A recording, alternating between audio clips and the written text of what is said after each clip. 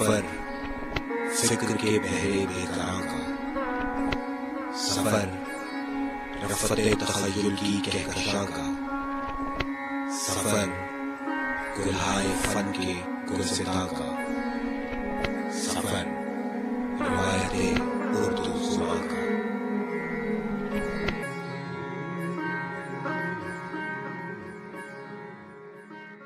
बिस्मिल्लाहिर्रहमानिर्रहीम।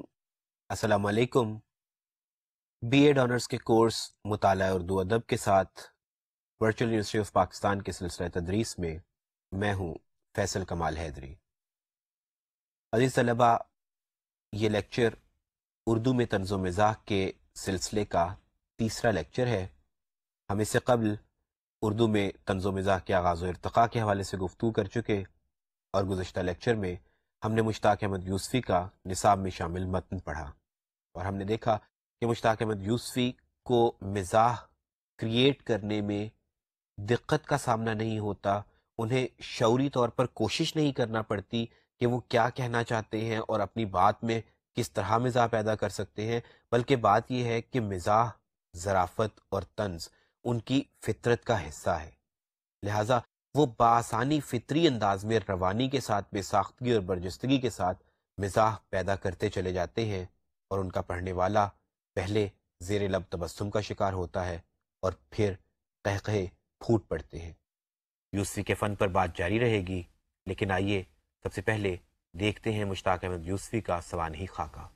मुश्ताक अहमद यूसुफ़ी ने 4 अगस्त 1923 को राजस्थान के शहर टोंक के एक इल्म दोस्त घराने में आंख खोली। उनके वालिद अब्दुल करीम खान यूसुफ़ी जयपुर म्यूनसिपैलिटी के चेयरमैन थे। इसके अलावा उन्होंने जयपुर मजलिस कानून साज के स्पीकर के तौर पर भी खिदमात सर अंजाम दी। मुश्ताक अहमद ने इब्तिदाई तालीम राजपूताना में हासिल की और BA आगरा यूनिवर्सिटी से किया। इसके बाद MA फ़लसफ़ा और LLB के इम्तिहान अलीगढ़ यूनिवर्सिटी से पास किए।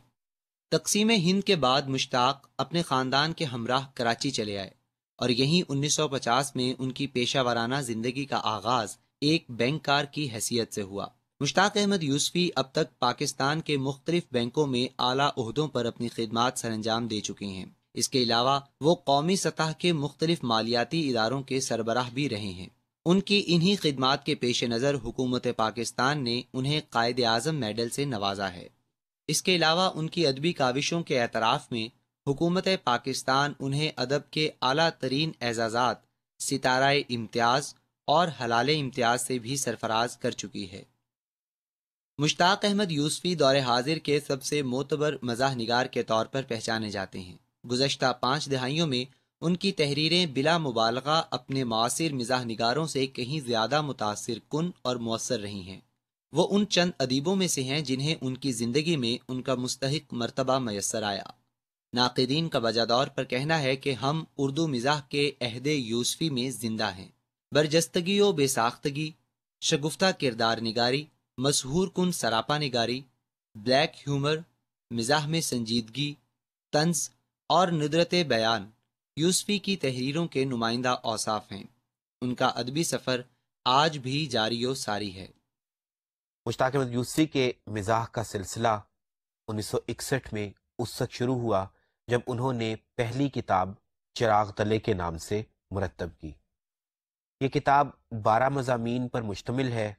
और इसका दिबाचा पहला पत्थर के नाम से है। इस किताब की खुसूसियत ये है कि इसमें मज़ामीन तो मुश्ताक अहमद यूसुफ़ी ने लिखे ही, बल्कि रिवायात के बरखिलाफ इसका दिबाचा भी उन्होंने बजाते खुद ही लिखा। हर मज़मून अपनी मिसाल आप है, इसमें कोई शक नहीं, लेकिन बात जो मज़े की है या लुत्फ़ की है या काबिल तहसीन है वो ये है कि इसका दिबाचा जो पहला पत्थर के नाम से, जैसा कि मैंने कहा कि मुश्ताक अहमद यूसुफ़ी ने खुद लिखा, वो बजाते खुद मिज़ाह की एक बहुत ज़बरदस्त मिसाल है,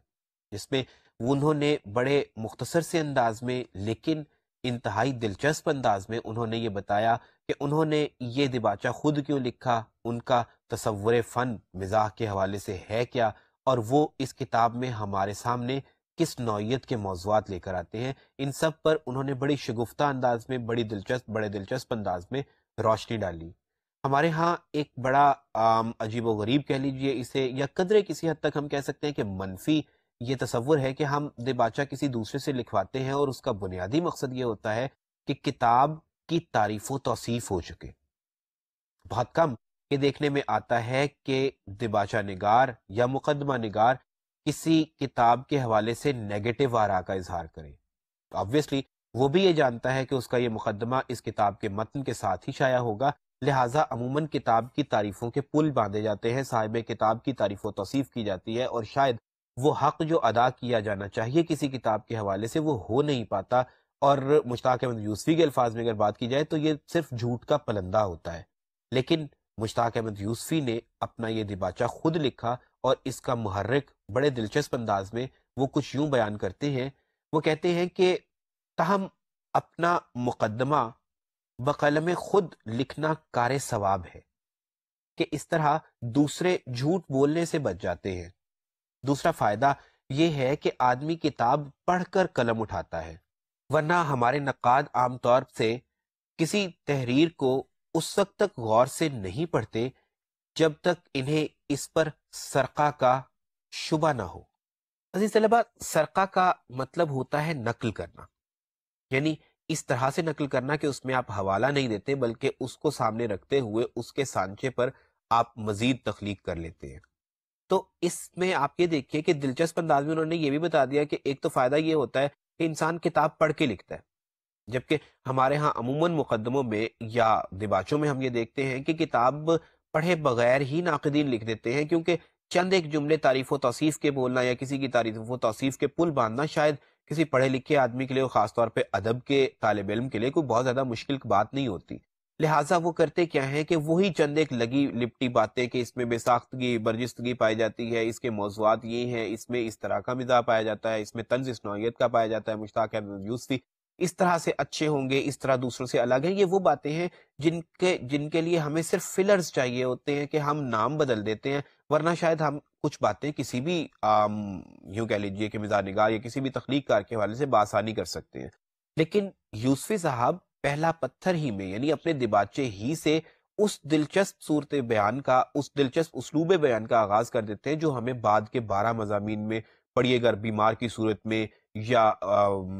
یادش بخیر کی صورت میں یا ایسے دوسرے مضامین کی صورت میں جن سے ہمارا پالا پڑتا ہے، اس صورتحال کا آغاز ان کے دباچے سے ہی ہو جاتا ہے. اور یہاں ہم دیکھتے ہیں کہ لطیف سے پیرائے میں وہ دلچسپ سچویشن بھی قائم کر دیتے ہیں اور ہمارے اس منفی رویے کی نشاندہی بھی کر دیتے ہیں کہ جس کے نتیجے میں ہم یہ تصور کرتے ہیں کہ شاید دباچے کا مطلب توصیف ہے، شاید دباچے کا مطلب صرف مدح سرائی ہے. حالانکہ اصول یہ کہتا ہے کہ دباچے کو کتاب کے معروضات کے مطابق کتاب کے معروضات پر روشنی ڈالنی چاہیے، اور ہمیں اس سے پتہ چلنا چاہیے کہ اس میں کون سے معائب ہیں، کون سے محاسن ہیں. صرف محاسن پر بات کر دینے کا تو مطلب سمپل یہی ہے کہ ہم نے نثر میں گویا ایک قصیدہ سا کہہ دیا.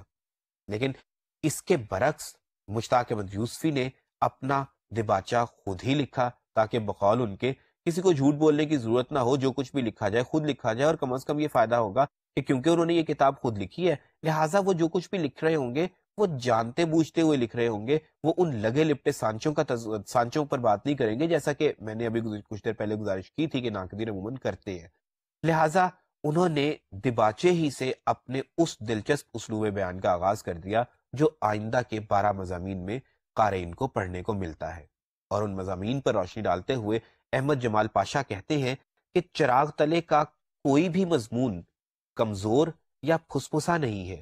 طنز و ظرافت کی کسوٹی اور فن کی جانچ پر یہ سب بلا کم و کاس پورا اترتے ہیں. اردو کی مزاحیہ نثر میں خوش قسمتی سے یہ پہلا مجموعہ ظرافت ہے جس کو اس فضیلت اور برتری کا شرف حاصل ہے. عزیز طلبہ، اس میں کوئی شک نہیں کہ چراغ تلے جو مشتاق احمد یوسفی کا پہلا مجموعہ تھا، اسی سے معلوم ہو گیا تھا کہ ہمارے اردو ادب کو ایک ایسا عظیم مزاح نگار میسر آ گیا ہے کہ جسے بعد ازاں بذات خود اکیلے ہی انفرادی طور پہ ایک دبستان کا درجہ حاصل ہو جائے گا. اور بعد کے ناقدین نے واقعتاً یہ لکھا کہ ہم عہد یوسفی میں زندہ ہیں،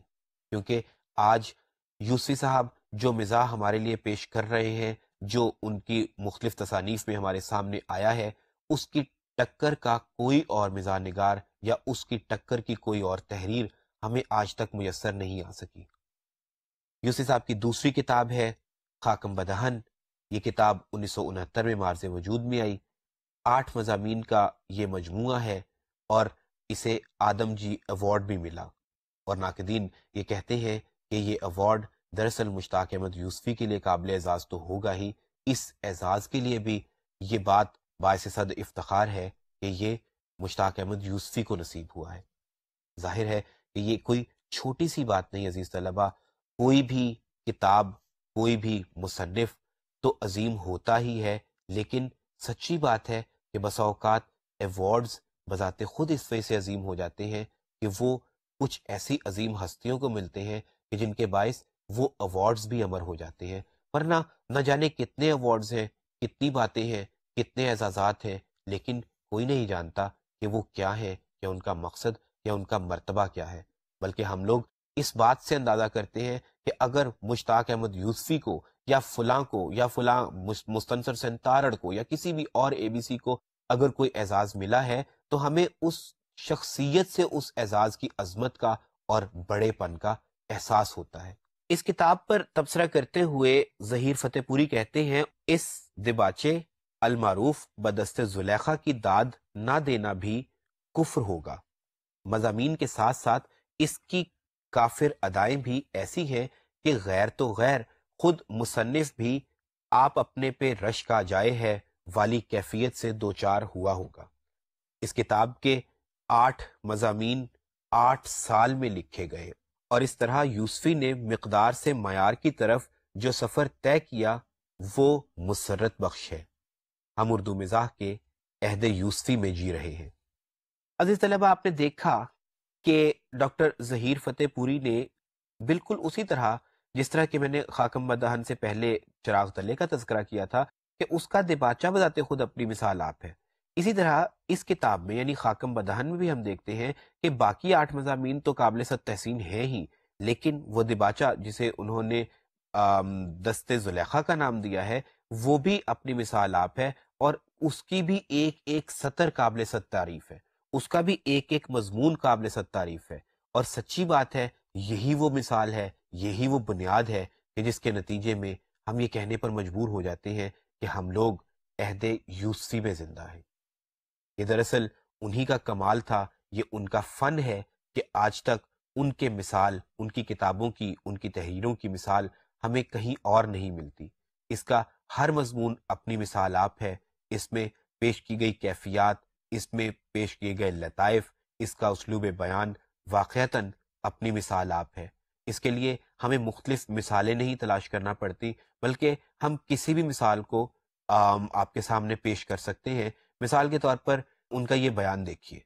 اپنے نج کے بزرگوں کو اپنے لائق نہیں سمجھتے، مگر اپنے اصیل کتے کا شجرہ نسب 15ویں پشت تک فر سناتے، اس کے آباء و اجداد پر اس طرح فخر کرتے گویا ان کا خالص خون ان کی ناچیز رگوں میں دوڑ رہا ہے۔ ایک دن تخلیے میں اپنے ٹیپ ریکارڈر پر موجود کتے کے والد محترم کا بھونکنا سنایا۔ عزیز طلبہ، بات یہ ہے کہ میں نے جب اردو طنز و مزاح کی ارتقاء پر بات کی تھی تو اس وقت میں نے احمد شاہ پطرس بخاری کا ایک مضمون پیش کیا تھا، ایک مضمون کی مثال آپ کے لیے پیش کی تھی، اور وہ ان کے مضمون کا نام بھی کتے تھا۔ دراصل ان کا یہ مضمون اس قدر اردو طنز و مزاح میں مشہور ہوا کہ آج بھی یہ کہا جاتا ہے، بلکہ مشتاق احمد یوسفی نے اپنے اسی مضمون میں یعنی سیزر ماتاہری اور مرزا، جس کا ابھی میں نے آپ کے سامنے ایک ٹکڑا سنایا ہے، اسی مضمون میں مشتاق احمد یوسفی نے بھی اس کا تذکرہ کیا اور کہا کہ دراصل کتوں کی جو تخلیق تھی اس کا بنیادی مقصد ہی گویا یہ تھا کہ احمد شاہ پطرس بخاری اس کے اوپر کوئی مضمون لکھیں۔ اور دیکھیے کہ مشتاق احمد یوسفی نے نہ صرف یہاں پر مزاحیہ سچویشن پیدا کی ہے اس جملے میں، بلکہ انہوں نے احمد شاہ پطرس بخاری کی عظمت کا اعتراف بھی کیا،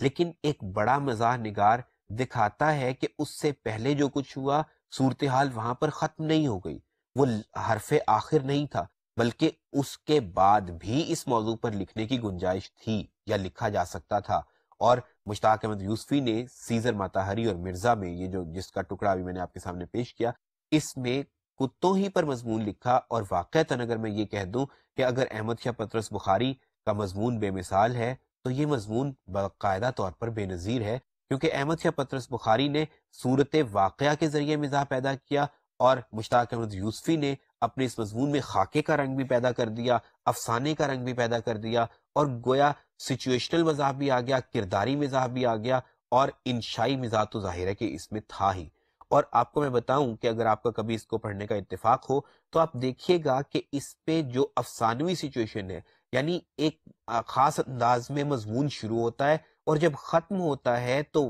وہ یعنی یوں کہہ لیجئے کہ وہ مزاح، وہ تفنن طبع، وہ کہکہے، وہ تبسم جو پہلے پھوٹتے ہیں، جا بجا پھوٹتے ہیں، آخر میں جا کر ایک خاص سنجیدگی میں سب کچھ بدل جاتا ہے۔ اور وہ لوگ جو ان کے مضمون کو پڑھ کر، یا قارئین جو ان کے مضمون کو پڑھ کر پہلے ہنس رہے ہوتے ہیں، مضمون کے اختتام پر ان کی آنکھوں میں آنسو تیرنے لگتے ہیں۔ اور یہی دراصل ایک مزاح نگار کا کمال ہوتا ہے کہ جب وہ چاہے تو سنجیدہ چہروں پر مسکراہٹوں کے پھول بکھیر دے، اور جب وہ چاہے تو مسکراہٹوں کو اشکوں میں بدل دے۔ اس مضمون کے علاوہ اس کتاب میں شامل مضامین صبغے and sons, by focal club اور چند تصویریں بتاں جیسے مضمون بھی واقعی پڑھنے کے قابل ہیں۔ اس کتاب کے بعد مشتاق احمد یوسفی کی تیسری کتاب آب گم کے نام سے 1990 میں شائع ہوئی۔ یہ کتاب اپنی مثال آپ اس طرح ہے عزیز طلبہ کہ اسے ہم کسی صنف میں نہیں ڈھال سکتے۔ اس پر کسی حد تک سوانح عمری کا گمان بھی ہوتا ہے، انشائیے کا گمان بھی ہوتا ہے، اس میں ہمیں افسانویت بھی پائی جاتی، افسانویت بھی محسوس ہوتی ہے، نظر آتی ہے، اور یعنی خاکے کا رنگ بھی اس پر غالب آتا ہوا نظر آتا ہے۔ یعنی ہم اس کتاب پر کسی ایک صنف کا اطلاق نہیں کر سکتے، اور اگر ہم اسے انشائیے میں شامل کرتے ہیں تو اس کی وجہ یہ نہیں کہ ہم اس کے یوں کہہ لیجئے کہ اس کی حیت کی بیس پہ ہم اس کو اس کو انشائیے میں شامل کرتے ہیں، بلکہ اس کا بنیادی محرک یا بنیادی سبب یہ ہے کہ مشتاق احمد یوسفی نے آغاز کتاب میں اسے انشائیہ یا مضمون کی صنف کا نام دیا ہے۔ ادروائز یہ کتاب کسی بھی صنف کی صورت میں پڑھی جا سکتی ہے، اور شاید یہی اس کی سب سے بڑی خوبی بھی ہے۔ اور اس کتاب میں ہم جو اس کی دوسری بڑی خوبی دیکھتے ہیں وہ یہ ہے کہ اس میں مزاح اور سنجیدگی دوش بدوش چلتے ہیں۔ یہاں وہ صرف مزاح نہیں ہمارے سامنے پیش کرتے، بلکہ بہت سی ایسی سچویشنز ہمارے سامنے آتی ہیں جن پر انتہائی سنجیدگی کا گمان ہوتا ہے، اور ایسا لگتا ہے کہ کوئی مزاح نگار نہیں بلکہ کوئی معاشرتی نقاد ہے جو معاشرے پر اپنے سخت انداز میں تنقید کر رہا ہے۔ یہ تین کتابیں جن کا میں نے ابھی تذکرہ کیا، انہیں عموماً انشائیے کی ذیل میں لایا جاتا ہے، جیسے کہ میں نے بھی کہا کہ آب گم کو انشائیے کے طور پر ہم اس لیے لیتے ہیں کہ مشتاق احمد یوسفی نے انہیں خود انشائیے کہا تھا، اور ظاہر ہے کہ خاک مدہن یا چراغ تلے کیونکہ مضامین کے مجموعے لہٰذا obviously وہ تو انشائیے میں آتے ہی ہیں۔ ان کے علاوہ مشتاق احمد یوسفی کی ایک کتاب جسے ہم انشائیے کی بجائے خاکوں کی کتاب یا سوانح عمری یا آپ بیتی میں لا سکتے ہیں، وہ ہے زرگزشت۔ زرگزشت 1976 میں شائع ہوئی تھی۔ یہ کتاب دراصل سرگزشت کی تحریف ہے، یعنی پیروڈی بیسڈ اس کا نام ہے۔ سرگزشت کو انہوں نے بدل کے زرگزشت کر دیا ہے، اور آپ محسوس کر سکتے ہیں کہ زرگزشت کی معنویت بذات خود اس میں مزاح بھی ہے اور طنز بھی ہے موجودہ دور کی مادیت کے حوالے سے۔ بہرحال اگر ہم ان کتب سے ہٹ کر مجموعی طور پر مشتاق احمد یوسفی کی اسلوبیاتی خصوصیات کا احاطہ کرنے کی کوشش کریں تو ہمیں ظاہر ہے کہ وہ بنیادی سی خصوصیات تو ان کے ہاں مل ہی جاتی ہیں جن کا اطلاق ہم کسی بھی مزاح نگار پر کر سکتے ہیں، لیکن بات یہ ہے کہ اس کے لیے جو ہم مثالیں دیں گے یا اس کے لیے جو ہم لوگ نظائر لے کر آئیں گے، آپ دیکھیں گے کہ وہ نظائر واقعی ان خصوصیات پر یا ان عنوانات پر پوری اترتی ہیں۔ مثال کے طور پر ایک بڑی خصوصیت کسی بھی مزاح نگار کی یہ ہوتی ہے کہ اس کے ہاں روانی پائی جانی چاہیے، بے ساختگی اور برجستگی ہونی چاہیے، کیونکہ مزاح دراصل مزین تو ہوتا ہے، ہر چیز کا مزین ہونا بہت ضروری ہوتا ہے، لیکن سپونٹینٹی مزاح کی روح ہے۔ اگر ہم کسی چیز کو بہت زیادہ بنا کے پیش کریں تو اس میں تصنع یا تکلف آ جائے گا جو مزاح کے راستے میں رکاوٹ کا کام کرے گا۔ ہم کسی چیز کو شاید انجوائے کر لیں گے، اس کی کرافٹسمنشپ کو انجوائے کر لیں گے، اس کی تشبیہات و استعارات کو انجوائے کر لیں گے، لیکن ہوگا کیا کہ ہم اس روانی میں اچانک یکلخت ایک جملے کے اندر جو ایک وٹ کے ساتھ ایک مزاح پیدا ہوتا ہے، وہ مزاح اس میں نہیں آ پائے گا اگر اس میں روانی کی کمی ہوگی یا لکھنے والا اسے بہت بنا سنوار کے لکھے گا۔ لہٰذا مزاح نگار کی ایک بنیادی خصوصیت بے ساختگی اور برجستگی ہونی چاہیے، اور مشتاق احمد یوسفی کے ہاں ہم یہ برجستگی اور روانی بخوبی دیکھ سکتے ہیں۔ مثال کے طور پر اگر میں آپ کو ان کا ایک مضمون جو بیسیکلی پڑھیے گر بیمار کے حوالے سے، پڑھیے گر بیمار کے عنوان سے انہوں نے لکھا تھا، اس کے ایک ٹکڑے کی مثال دوں تو آپ دیکھیں گے کہ واضح طور پر یکلخت ایک جملہ آتا ہے جس سے مزاح کی سچویشن پیدا ہو جاتی ہے۔ ایک شخص بیمار پڑا ہوا ہے اور اس کی بیوی اس کے پاس ہے۔ اب دیکھیے کہ سچویشن کے بعد مزاح پیدا کیسے ہوتا ہے۔ ایک ملاقاتی اسے ملنے کے لیے آتا ہے، وہ کہتے ہیں کہ ایک ملاقاتی، ارے صاحب مانیے تو، اب بالکل ٹھیک ہے، اٹھ کر منہ ہاتھ دھوئیے۔ مریض کی بیوی روحانسی ہو کر، 2 دفعہ دھو چکے ہیں، صورت ہی ایسی ہے۔ اب دیکھیے کہ تیمارداری کے لیے ایک شخص گیا ہے ان کے پاس، اور ظاہر ہے کہ صرف ایک حصہ جملے کا کہ 2 دفعہ دھو چکے ہیں، صورت ہی ایسی ہے، تو یکلخت ایک سنجیدہ سی سچویشن میں مزاح کو نکالنا، اسے ہم سپونٹینٹی یا برجستگی کا نام دیتے ہیں۔ اسی طرح سے جب وہ مختلف لوگوں کی تعریف و توصیف کرتے ہیں یا مختلف لوگوں کے یوں کہہ لیجیے خصائص کو بیان کرتے ہیں، تو بھی ہم برجستگی کی مختلف صورتیں ہمارے سامنے آتی ہیں۔ مثال کے طور پہ یہ چند ایک مثالیں دیکھیے کہ اختر شیرانی وصل کی اس طور فرمائش کرتے ہیں گویا کوئی بچہ ٹافی مانگ رہا ہو، یا جوش ملی آبادی زبان ان کے گھر کی لونڈی اور وہ اس کے ساتھ وہی سلوک کرتے ہیں۔ کردار نگاری مزاح نگاری کی دوسری بڑی خصوصیت ہوتی ہے۔ ظاہر ہے کہ ہم خواہ مضمون لکھیں یا افسانہ لکھیں یا ناول یا کوئی بھی تحریر لکھیں، اس میں کردار کسی نہ کسی صورت میں موجود ہوتے ہیں۔ بس ہوتا کیا ہے کہ ایک انشائیہ نگار بسا اوقات اپنے کرداروں پر بہت زیادہ روشنی ڈالنا مناسب نہیں سمجھتا، چونکہ اس کے نزدیک اس کا موضوع کرداروں سے زیادہ اہم ہوتا ہے۔ لیکن وہ انشائیہ نگار جو تاثراتی نوعیت کے مضامین لکھنے کا عادی ہو، یعنی وہ تاثراتی مضامین جس میں مختلف تاثرات، کیفیات، جذبات اور احساسات کے ذریعے اپنی بات کو وضع کرنا مقصود ہو، اس کے ہاں کسی حد تک افسانویت آ جاتی ہے، اور افسانویت بہرحال کرداروں کے بغیر مکمل نہیں ہوتی۔ اور اگر کرداروں کا تعارف یا کرداروں کا نقشہ کلیئر نہ ہو، واضح نہ ہو، تو پھر صورتحال بہت زیادہ دلچسپ یا دل پذیر ہو نہیں سکتی۔ لہٰذا مشتاق احمد یوسفی کی ایک بہت بڑی خصوصیت یہ ہے کہ وہ اپنے کرداروں کا مکمل تعارف کرواتے ہیں، ان کی عادات و خصائل یا ان کے سوچنے کے انداز پر پوری روشنی ڈالتے ہیں۔ مثال کے طور پر یہ ٹکڑا دیکھیے جس میں وہ اپنے کردار کو متعارف کروا رہے ہیں۔ وہ کہتے ہیں دشمنوں نے اڑا رکھی تھی کہ آغا جن لوگوں سے ملنے کے متمنی رہے ان تک رسائی نہ ہوئی، اور جو لوگ ان سے ملنے کے خواہش مند تھے ان کو منہ لگانا انہوں نے کسر شان سمجھا۔ انہوں نے اپنی ذات ہی کو انجمن خیال کیا، جس کا نتیجہ یہ ہوا کہ مستقل اپنی ہی صحبت نے ان کو خراب کر دیا۔ کردار نگاری کا ایک اہم وصف سراپا نگاری ہوتا ہے، یعنی ابھی جو میں نے آپ کے سامنے مثال پیش کی، اس کا تعلق کسی کردار کے سوچنے کے انداز سے یا اس کے عادات و خصائل کے حوالے سے تو ہے، لیکن کردار نگاری کا ایک بہت بڑا رخ سراپا ہے، یعنی جس کردار کے متعلق آپ پڑھ رہے ہیں، جس کی عادات و خصائل آپ پر واضح ہو رہی ہیں، اگر آپ نے چشم تخیل سے اسے دیکھنا ہے یا واقعی اسے حقیقی محسوس کرنا اور یہ محسوس کرنا ہے کہ واقعی وہ ایک حقیقی کردار ہے جس کی حقیقی حرکات و سکنات آپ کے سامنے آ رہی ہیں، یا اس کے سوچنے کا انداز ایسا ہے، اس کے عادات و خصائل ایسے ہیں، اس کی شکل و صورت بھی آپ پر واضح ہونی چاہیے۔ اور اب ایک مزاح نگار کے لیے یہ ضروری ہوتا ہے کہ وہ جو کچھ بھی بیان کر رہا ہے، خواہ وہ شکل و صورت ہے یا عادات و خصائل ہیں، انہیں مکمل بھی کرے اور اس انداز میں کرے کہ مزاح کا دامن بھی ہاتھ سے نہ چھوٹے۔ تو دیکھیے کہ مشتاق احمد یوسفی سراپا نگاری کیسے کرتے ہیں، کسی اپنے کردار کا ناک نقشہ کیسے بیان کرتے ہیں۔ مثال کے طور پر وہ کہتے ہیں کہ ماموں کے کان توئے کی مانند تھے، ناک فلپ کے بلب جیسی، آواز میں بینک بیلنس کی کھنک، جسم خوبصورت سراہی کی طرح یعنی وسط سے پھیلا ہوا۔ انہوں نے مونچھیں رکھ لی تھیں جو برابر تاؤ دیتے دیتے کاگ کھولنے کے سکریو جیسی ہو گئی تھی۔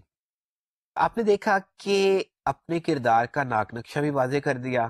اور مزاح کا تاثر بھی برقرار رہ گیا، اور آپ کو پتہ چل گیا کہ آپ کے سامنے جو کردار آنے جا رہا ہے وہ ایک ایب نارمل نوعیت کا کردار ہے، ایک ایسا کردار جسے آپ اوسط درجے کے لوگوں میں یا کامن لوگوں میں شامل نہیں کر سکتے۔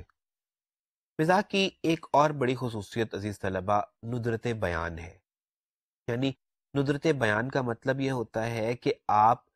نئے نئے نکتے نکالیں عام فہم انداز میں، سیدھے سادھے انداز میں۔ جیسے کہ میں نے ابھی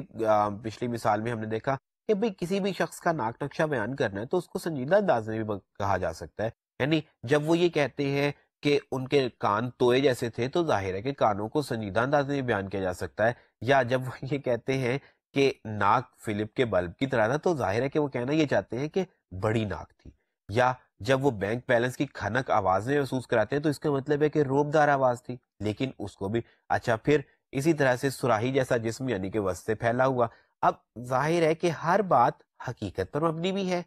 کسی بھی شخص کی جسامت، کسی کا ناک موٹا ہونا یا کسی کا جسم پھیلا ہوا ہونا وسط سے، یہ کوئی ایسی اچنبے کی بات نہیں، لیکن اس کا بیان اسے عام کرداروں سے الگ کر دیتا ہے، اور ہمیں باقاعدہ یہ فیلنگ ڈیولپ ہو جاتی ہے کہ کوئی ایب نارمل یا ہٹا ہوا کردار ہمارے سامنے، امتیازی نوعیت کا کردار ہمارے سامنے آ رہا ہے۔ اب جب میں ندرت بیان کی بات کرتا ہوں تو وہ اسی کے ایکسٹینشن آپ کہہ لیجئے کہ ہر بات کرنے کے لیے عام فہم انداز کی بجائے قدرے ہٹا ہوا طریقہ کار اختیار کرنا، یعنی نئے نئے انداز سے کسی بات کو کہنے کا فن سیکھنا۔ اب یہ جو مثالیں میں آپ کو دینے جا رہا ہوں یہاں پر چھوٹی چھوٹی سی، آپ ان میں دیکھیں گے کہ بالکل عام سی بات ہے، سیدھی سی بات ہے، لیکن اس کو بیان کرنے کے مختلف انداز نے اسے نادر اسلوب کا یا ندرت بیان کا بہترین نمونہ بنا دیا ہے۔ ان مختلف مثالوں میں یہ صورتحال آپ دیکھ سکتے ہیں۔ جیسے پہلی مثال میں وہ کہتے ہیں کہ بیشتر صفحات کے کونے کتے کے کانوں کی طرح مڑے ہوئے تھے۔ پھر چال جیسے قرۃ العین کی کہانی پیچھے مڑ مڑ کر دیکھتی ہوئی۔ اسی طرح ایک کسان بکری کا نوزائیدہ بچہ گردن پر مفلر کی طرح ڈالے ادھر سے گزرا۔ پھر بیوی کو پیرس ڈھو کر لے جانا ایسا ہی ہے جیسے کوئی ایورسٹ سر کرنے نکلے اور تھرماس میں گھر سے برف کی ڈلی رکھ کر لے جائے۔ یا ان کی بنوں کے چہرے کو اگر واقعی چاند سے تشبیہ دی جا سکتی تھی تو یہ وہ چاند تھا جس میں بڑھیا چرخہ کاٹتی نظر آتی ہے۔ آپ دیکھ سکتے ہیں کہ سادہ سی بات ہے، وہ مختلف قسم کی سچویشنز بیان کر رہے ہیں، یعنی کہیں پہ کسی کے کانوں کا تذکرہ کیا گیا ہے، کہیں پہ کسی کی چال کو بیان کیا گیا ہے، کہیں پہ کسی کے چہرے کو بیان کرنا مقصود ہے، لیکن اس کے لیے ہر دفعہ جو تشبیہ گھڑی جاتی ہے یا اس کی وضاحت کے لیے ہر دفعہ جو سچویشن نکالی جاتی ہے وہ عام سی بات کو، سیدھی سی بات کو مختلف انداز میں، نئے انداز میں پیش کرتی ہے۔ ظاہر ہے کہ جیسے مثال کے طور پر ابھی انہوں نے کہا کہ ان کی بنوں کے چہرے کو اگر چاند سے تشبیہ دی جائے تو چاند ایسا ہوگا کہ اس میں بڑھیا کا چرخہ کاتی ہے، نہیں اس کا مطلب ہم یہ کہہ سکتے ہیں کہ اس کے چہرے پر داغ ہوں گے فرض کیجئے، یا اب سادہ سے انداز میں یہ بھی کہا جا سکتا تھا کہ داغ تھے اس کے چہرے پر یا نشان تھے اس کے چہرے پر، یا کوئی بھی ایسی مطلب مثال کے طور پہ کسی ایک اور میزانی کار نے اسی بات کو کچھ یوں بیان کیا تھا کہ اس کے چہرے پر روشنائی کے نقطے پڑے ہوئے تھے۔ اب روشنائی کے نقطے یعنی کہ انک کے، سیاہی کے نقطے جس کو ہم لوگ عام الفاظ میں کہہ لیتے ہیں، تو یہ بھی اس کے کسی بھی شخصیت کے چہرے کے تلوں کی نشاندہی کر سکتے ہیں، لیکن چاند چہرے کی خوبصورتی کو بیان کرتا ہے۔ ایسا محسوس ہوتا ہے کہ مشتاق احمد یوسفی اس کی خوبصورتی پر روشنی ڈالنے جا رہے ہیں، لیکن جب وہ یہ کہتے ہیں کہ ایسا چاند اسے تصور کیا جا سکتا ہے جس میں بڑھیا چرخہ کاٹ رہی ہے، تو ظاہر ہے کہ ایک زیر لب تبسم ہمارے آ جاتا ہے اور ہم محسوس کرتے ہیں کہ واقعی کوئی مختلف بات ہمارے سامنے آئی ہے۔ عزیز طلبہ، ایک بات ہے یا ایک ٹرم ہے کرافٹ مینشپ۔ کرافٹ مینشپ کا مطلب یہ ہے کہ کسی بات کو باقاعدہ بنا کر لانا، دو ایسی باتوں کو آپس میں ملا دینا جن کا شاید واضح طور پر یا ظاہری طور پر آپس میں کوئی تعلق بنتا نہ ہو۔ اب میں نے ابھی کچھ دیر پہلے عرض کیا تھا کہ کرافٹسمین شپ یا تصنع یا تکلف دراصل مزاح کی ضد ہے، کیونکہ مزاح میں سپونٹینٹی ہونی چاہیے، برجستگی ہونی چاہیے، لہٰذا آپ اپنی بات کو بہت زیادہ بنا نہیں سکتے ہیں، بہت زیادہ دور کی کوڑی لائیں گے تو شاید آپ کی بات اچھوتی تو ہو جائے گی، ڈفرنٹ تو ہو جائے گی، لیکن اس میں مزاح کا تاثر نہیں آ پائے گا۔ لیکن مشتاق احمد یوسفی کی یہ خوبی ہے، جسے قدرے کچھ لوگ بسا اوقات ان کے ناقدین ان کی خامی بھی کہتے ہیں کہ وہ کرافٹ مین شپ کرتے ہیں، لیکن میرے نزدیک یہی ان کی خوبی ہے کہ وہ بات بنا بھی لیتے ہیں، بہت دور کی کوڑی بھی لے آتے ہیں، لیکن اس کے باوجود ان کی سپونٹینٹی متاثر نہیں ہوتی، اسے افیکٹ نہیں ہوتی۔ یہی وجہ ہے کہ کرافٹ مین شپ جو شاید عام مزاح نگاروں کی ایک خامی ہوگی یا ان کے ہاں پایا جانے والا ایک سقم ہوگا، یوسفی کے ہاں یہ سقم بھی ایک خوبصورتی کی صورت میں یا ایک خوبصورتی کے انداز میں یا ایک یوں کہہ لیجئے کہ ایک ٹول آف وٹ یا ٹول آف ہیومر کے طور پر ہمارے سامنے آتا ہے۔ ایک ایسا ذریعہ جس کے ذریعے وہ مزاح، ایک ایسا ذریعہ جس کے تھرو وہ مزاح پیدا کرتے ہیں۔ مثال کے طور پہ چند ایک ٹکڑے دیکھیے، وہ کہتے ہیں کہ اس کے کان اس کی ٹانگوں سے لمبے ہوتے ہیں اور ٹانگیں اتنی چھوٹی کہ زمین تک نہیں پہنچ پاتی۔ 2 ہفتے تو بچے دن بھر اسے گود میں لیے بھونکنا سکھاتے رہے، مگر اب ان کو اس سے ذرا دور ہی رکھتا ہوں، کیونکہ جمعہ کو چھوٹے بچے نے کھیلتے کھیلتے اسے کاٹ کھایا اپنے پہلے دانت سے۔ ابھی تک پلے کو پینسلین کے انجیکشن لگ رہے ہیں۔ اب آپ دیکھیے کہ انہوں نے بیسیکلی وہ چھوٹی جسامت کے کتوں کی جو نسل ہے اس پر وہ روشنی ڈال رہے ہیں۔ دراصل یہ مثال بھی سیزر ماتاہری ہی سے لی گئی تھی، جس میں انہوں نے مختلف نوعیت کی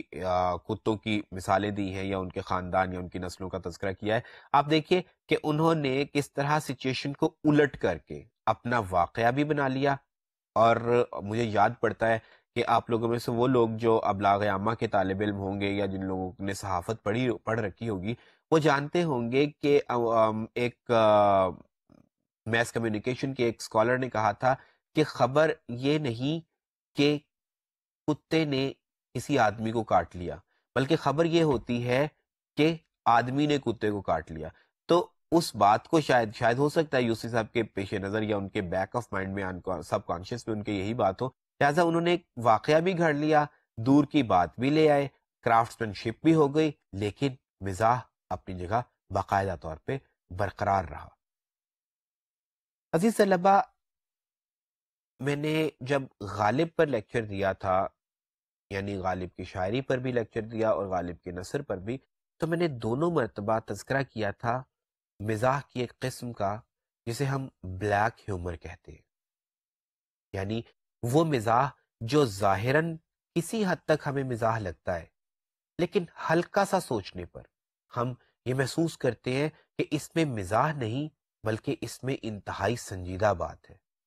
وہ بات کہ جسے سوچ کر ہم رنجیدہ ہو جائیں گے، ہنسیں گے نہیں، لیکن اپیرنٹلی اپنی ظاہری وضاحت میں، اپنے ظواہر میں وہ بات ہمیں مزاحیہ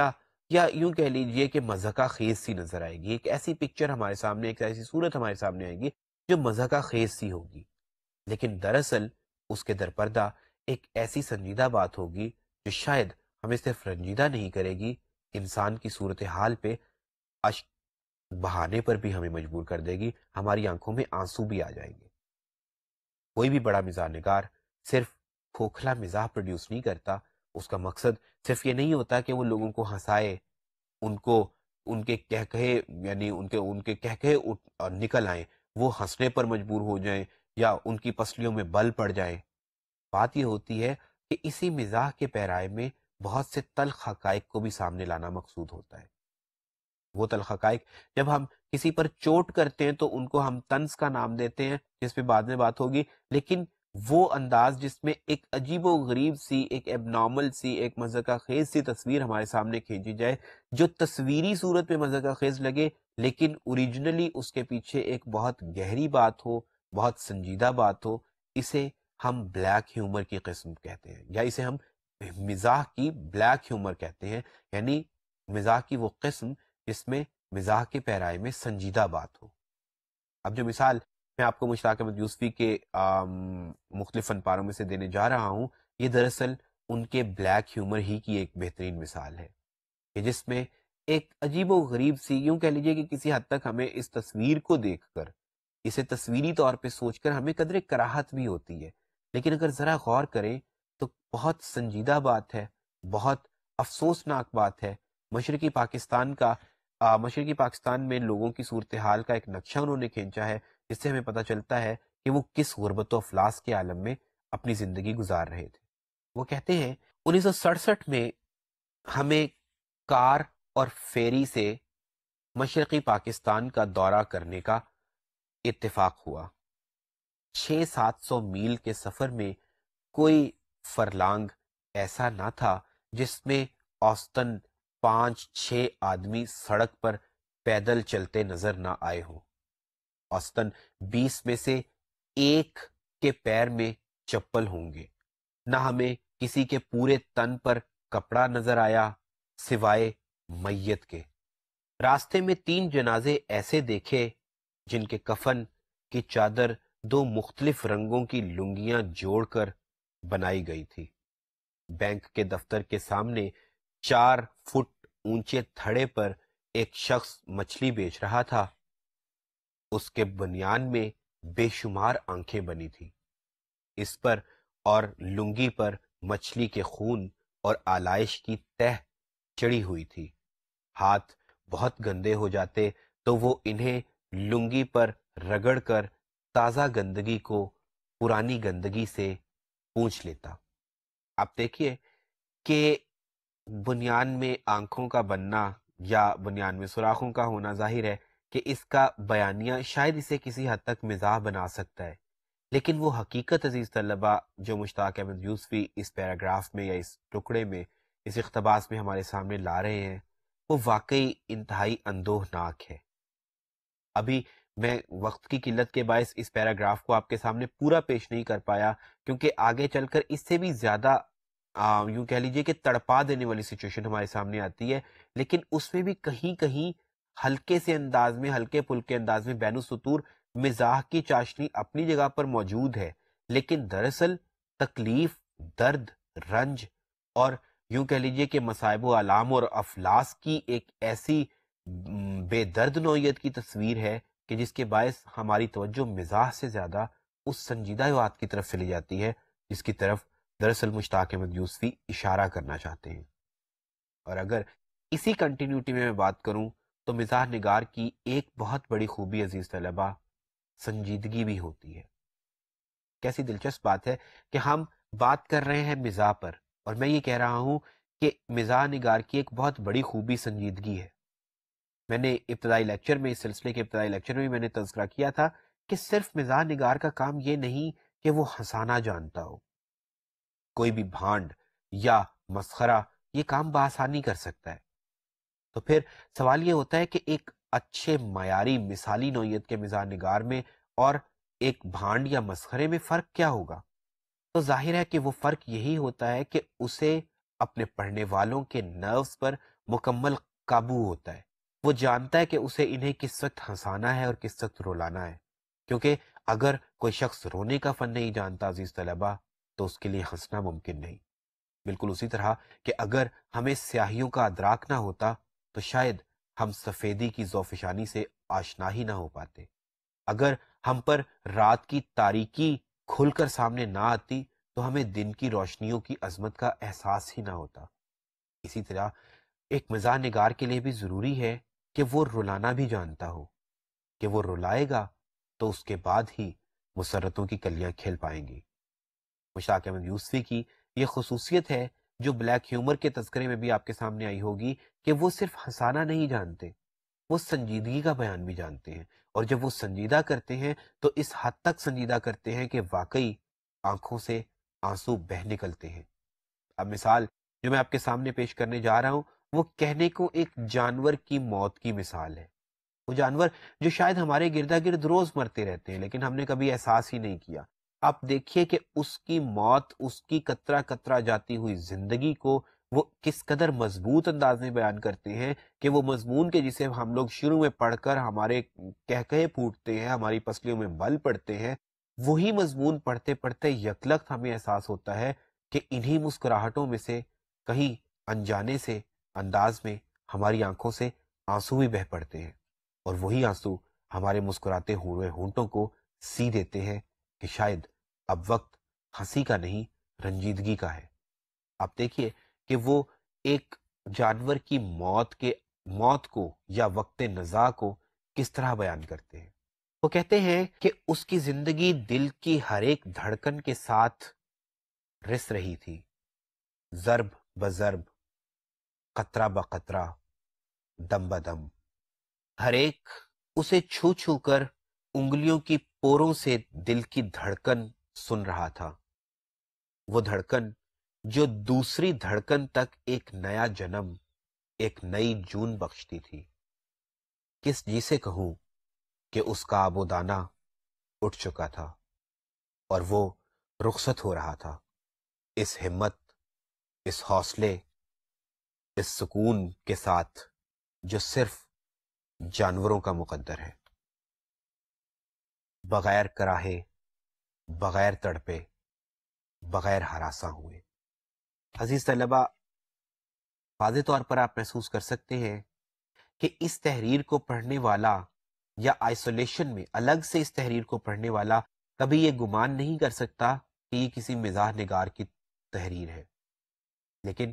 یہ اس مزاح نگار کی تحریر ہے کہ جو اپنی ذات میں ایک عہد ہے۔ یہ اس مزاح نگار کے الفاظ ہیں کہ جس کی مثال آج دور حاضر دینے سے قاصر ہے، اور شاید مستقبل قریب میں بھی ہم اس کے جوڑ کا، اس کی ٹکر کا کوئی مزاح نگار دیکھ نہیں پائیں گے۔ یہ اس مزاح نگار کی تحریر ہے جو ہمیں یکلخت رلا دیتا ہے، اور یہی جیسا کہ میں نے پہلے کہا تھا کہ کسی بھی مزاح نگار کی کامیابی ہوتی ہے کہ اسے آپ کے نروز پر، قارئین کے نروز پر اسے قابو ہوتا ہے۔ بہرحال یہ وہ چند ایک خصوصیات ہیں عزیز طلبہ جو میں نے آپ کے سامنے پیش کی، ورنہ شاید اگر ہم لوگ مشتاق احمد یوسفی کی چاروں کتب کا مجموعی مطالعہ کریں تو ہم ہر کتاب کی الگ الگ 20 خصوصیات نکال سکتے ہیں، وہ رعایت لفظی ہو، منظر نگاری ہو، موازنہ ہو، کردار نگاری یا سراپا نگاری یا ایسی بہت سی دوسری خصوصیات، ان کا تذکرہ ہم کر سکتے ہیں، لیکن مجموعی طور پر یہ وہ خصوصیات ہیں جنہوں نے یوسفی کو ایک مزاح نگار نہیں، ایک عہد ساز مزاح نگار بنا دیا ہے، اور یہی وہ خصوصیات ہیں جن کے باعث ان کی شخصیت اور ان کا اسلوب واقعی انفرادی ہے، ممیز ہے، اور دوسرے تمام تر اسلوب نگاروں سے، دوسرے تمام تر مزاح نگاروں سے بالکل الگ کر دیتا ہے انہیں۔ یوں عزیز طلبہ، ہم اپنے حصہ نثر کے اس سلسلے کے اختتام کو پہنچ جاتے ہیں۔ ہم نے آج سے تقریباً 18-20 لیکچرز قبل جب حصہ نثر کا آغاز کیا تھا تو تب بھی میں نے کہا تھا، جب ہم نے حصہ شعر کا اختتام کیا تھا تو بھی میں نے کہا تھا کہ نصاب میں شامل چند ایک شخصیات کے ذریعے، چند ایک شعراء کے ذریعے یا مصنفین کے ذریعے ہم یہ دعویٰ نہیں کر سکتے کہ ہم کسی شاعری کی یا کسی زبان کی نثر کی مکمل روایت کا احاطہ کر چکے ہیں۔ مقصد صرف یہ ہوتا ہے کہ آپ کو بتایا جا سکے کہ کسی ادب کے، کسی نظم و نثر کے دراصل رجحان ساز ادیب کون سے ہیں، آپ کو یہ احساس دلایا جا سکے، آپ پر یہ بات واضح کی جا سکے کہ دراصل وہ کون سے لوگ ہیں کہ جن کے باعث ادب میں وسعت پیدا ہوئی۔ اگر بات شاعری کی ہو تو ہم شعراء کو شامل کرتے ہیں، جیسا کہ آپ کے نصاب میں شامل کیے گئے کم و بیش 8-9 شعراء۔ اسی طرح سے اگر بات نثر کی ہو تو آپ کے نصاب میں چند نثر نگار شامل کیے گئے۔ ان کا مقصد صرف یہی تھا کہ آپ جب کل کو خود معلمی کا پیشہ اپنائیں، جب آپ بذات خود اسی کرسی پر بیٹھے ہوں اور طلبہ آپ کے سامنے موجود ہوں، تو آپ کم از کم انہیں ہمارے اردو کے، ہمارے ادب کے رجحان ساز لوگوں کے متعلق کم از کم تعارفی نوعیت کی معلومات ضرور فراہم کر سکیں۔ ادبی تدریس محض 2+2 4 کرنے کا نام نہیں، بلکہ اس کا بنیادی مقصد وسعت فکر پیدا کرنا ہے، وسعت نظر پیدا کرنا ہے۔ لہٰذا ہم آپ کے سامنے مختلف نوعیت کے ادبا لاتے ہیں۔ یعنی جب ہم نے نثر کا سفر شروع کیا تھا تو سب سے پہلے میں نے غالب کے خطوط آپ کے ساتھ شیئر کیے۔ ہم نے دیکھا کہ غالب کے خطوط میں غالب کی نثر کیسی ہے، ان کا سوچنے کا انداز کیا ہے۔ پھر سید احمد خان پر بات ہوئی تو بات بالکل ان سے مختلف نکلی۔ یعنی غالب کے ہاں جو ادبیت پائی جاتی تھی وہ سر سید کے ہاں مفقود تھی، لیکن سر سید کی عظمت اپنی مقصدیت میں تھی۔ اسی طرح سے سلسلہ آگے بڑھتا چلا گیا۔ کہیں شبلی کی سیرت پر ہم نے بات کی، ہم نے ڈپٹی نذیر احمد کی ناول نگاری پر بات کی، اور یوں افسانہ ڈرامہ سفرنامہ کرتے کرتے ہم لوگ آج مزاح تک پہنچ گئے۔ ظاہر ہے کہ مضمون نگاری میں سر سید احمد خان کے علاوہ بھی بہت سے لوگ موجود ہیں۔ اگر سیرت نگاری کی بات کی جائے تو سیرت نگاروں میں شبلی کے علاوہ بہت سارے لوگ موجود ہیں۔ ناول میں ڈپٹی نذیر احمد تو محض ابتدائی ناول نگار تھے، ان کے بعد ناول نے بہت سے مختلف مدارج طے کیے، جن کا تذکرہ ہم نے دراصل ناول کی ضمن میں ناول کے آغاز و ارتقاء کے حوالے سے بھی کیا تھا۔ اسی طرح سے افسانے، ڈرامے، سفرنامہ اور مزاح میں بھی یہی معاملہ ہے۔ لیکن بات کیا ہوئی کہ آپ نے کم از کم اتنا جان لیا کہ آپ کی اردو زبان و ادب میں کون سے لوگ اپنی اپنی مختلف اصناف کے حوالے سے ممیز ہیں، ممتاز ہیں، اور امید کی جاتی ہے کہ جب کل کو آپ اس پیشہ پیمبری میں آئیں گے، جب آپ تدریس کو اپنائیں گے، تو آپ اپنے طلباء سے ان حوالہ جات سے ان کے متعلق صحیح طور پر گفتگو کر پائیں گے، اور اس گفتگو کا مقصد صرف یہ نہیں کہ بس یہاں پر بات ختم ہو گئی۔ وہ شخص جو تدریس کے شعبے سے وابستہ ہوتا ہے، اس کے علم کا، اس کی ترسیل علم کا سلسلہ کبھی بھی ختم نہیں ہوتا، اور نہ ہی ایسا ہونا چاہیے۔ میں توقع کرتا ہوں کہ جو اقتباسات آپ کے لیے ہم نے اس نصاب میں مثالوں کے طور پر شامل کیے، جو اشعار ہم نے آپ کو مثالوں کے طور پر دیے، ان کی بدولت، ان کے ذریعے آپ ان متون کو مکمل طور پر پڑھنے کی کوشش کریں گے کہ علم جداگانہ طور پر یا علم آئسولیشن میں کچھ نہیں ہوتا، علم ٹکڑوں میں کچھ نہیں ہوتا۔ آپ چیزوں کو ان کی مکمل صورت میں دیکھنے کی کوشش کیجیے۔ قلت وقت کے باعث ہم صرف نظائر پیش کر سکتے ہیں، باقی تکمیل کی توقع آپ سے کی جاتی ہے۔ اب ہمارا یہ سلسلہ کم و بیش اپنے اختتام کے قریب ہے۔ آئندہ لیکچرز میں ہم کچھ ادبی اصطلاحات کے حوالے سے گفتگو کریں گے، گفتگو رہے گی کچھ گرامر کے موضوعات کے حوالے سے،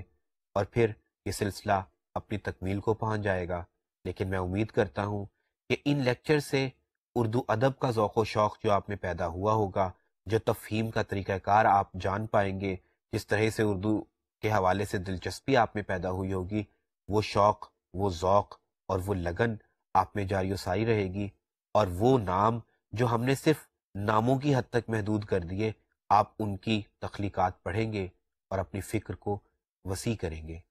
ہمارے لیکچرز کا یہ سلسلہ جاری رہے گا، اور ہم ادبی اصطلاحات پر آئندہ لیکچرز میں گفتگو کریں گے۔